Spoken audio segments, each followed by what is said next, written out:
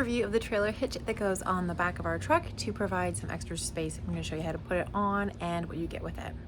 So this trailer is completely metal. It has some decent weight to it, but it will slide right into your hitch area like so. And once you have it in place to where you would like it, there are a couple different distance options that you can choose depending on how far you want it out from your vehicle. Once you have it there, you just slide the metal rod through one side, and then it's going to lock on the other side with a key that you're going to put through on the other side, and that is going to hold it firmly in place.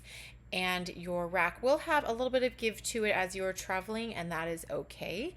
As long as it is locked in with the metal rod, it will be securely there. You can then put the bag on top of it and start filling your bag. Once the trailer is securely on, it comes with this weatherproof, rainproof bag that has a nice heavy-duty zipper with flaps that will go over the zipper just to make sure that everything you load into it is safe and secure and protected from the elements as you are traveling. Once you have the rack on, it's definitely recommended that you load the bag after the rack is on. This can hold several hundred pounds, and then we have just used our own tie downs just to secure everything in place.